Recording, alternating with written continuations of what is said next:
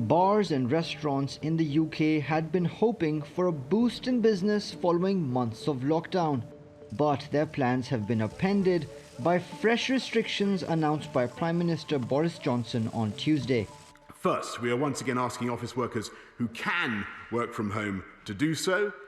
Second, from Thursday, all pubs, bars and restaurants must operate a table service only, Mr. Speaker, except for takeaways. Together with all hospitality venues, they must close at 10 p.m. The government's also made it mandatory for everyone to wear masks in all indoor public areas. COVID-19 guidelines for the hospitality sector have now become legal requirements, while fines and penalties for breaking these rules are being raised.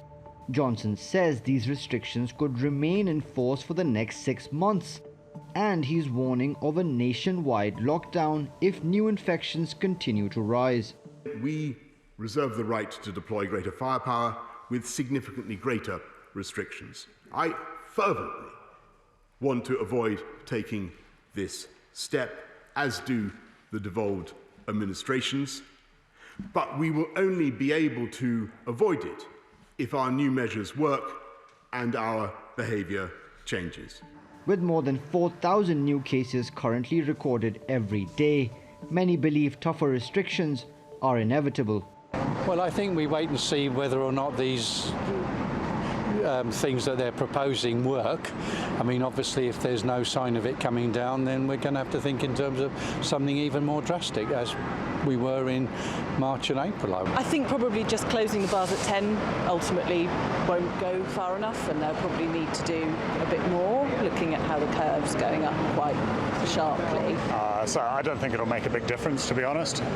So probably within a couple of weeks they'll have to announce something a bit more stringent. Just a week earlier, Prime Minister Johnson said a second lockdown would devastate the British economy, and its rising likelihood is driving an investor exodus in equity markets, which have lost more than $60 billion so far this week. The economic pain isn't limited to the UK. More than 200 travel and hospitality businesses are asking the European Union to lift quarantine requirements for travel within the bloc. EU officials are trying to come up with a solution that will allow them to contain the virus without disrupting business. But with the infection rates still on the rise, it's likely economies will just have to keep taking the hit.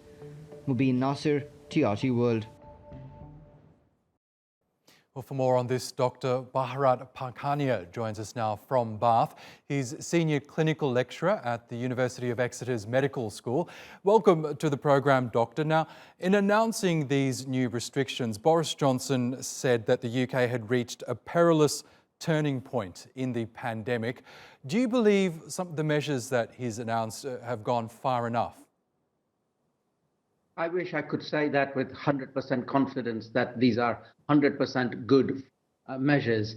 We need to act fast, we need to act hard, we need to act very promptly if we wish to get on top of any outbreak. So with regard to these measures that were announced today, a lot of them appear to not address the main issue.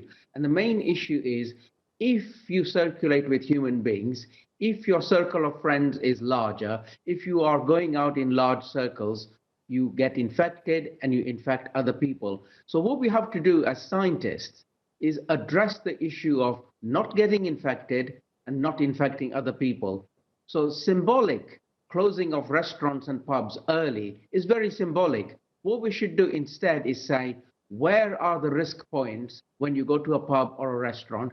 Identify each and every risk point, and then put in measures, if you can, to make those measures as good as you can, and then allow the business to run. And if you think you cannot put in those measures, don't run.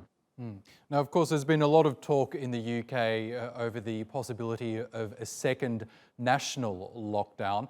The Boris Johnson's government hasn't ruled that out completely, but of course they want to avoid that at all costs.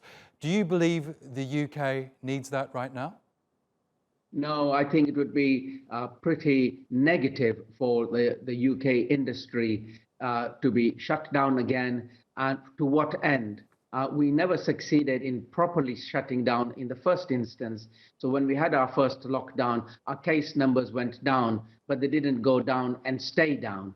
Therefore, what is really required is you look at the areas where people get infected, as I said earlier, and you address each and every one. And then you say things like, everyone becomes responsible. So when you are personally and mutually responsible to the nation, every little effort by every one person makes a huge difference to the nation.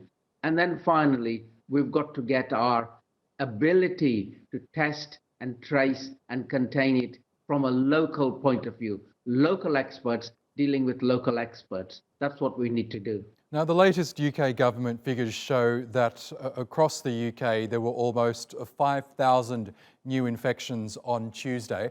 How does that compare with other countries in Europe? Is the UK, I guess, behind or ahead in terms of the number of new infections? So we have been mirroring what happens in Europe.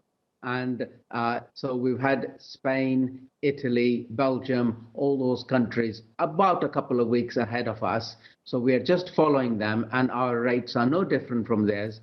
It's just a case of we want to stop the rising tide that we've noticed in the United Kingdom and hopefully save some lives. Now, I want to just quickly ask you about just one of the measures that Johnson announced, and the fact that taxi drivers, shop workers now have to wear masks.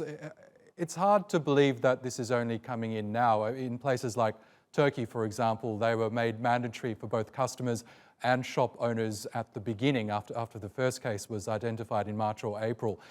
Do you believe the UK is playing a game of catch-up here in some respects?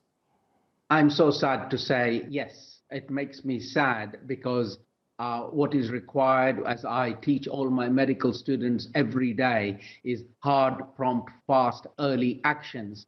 And we have dragged our feet with regards to many control measures. And to finally today say, you will all wear masks is a good thing. It should have been there 4 or 5 months ago.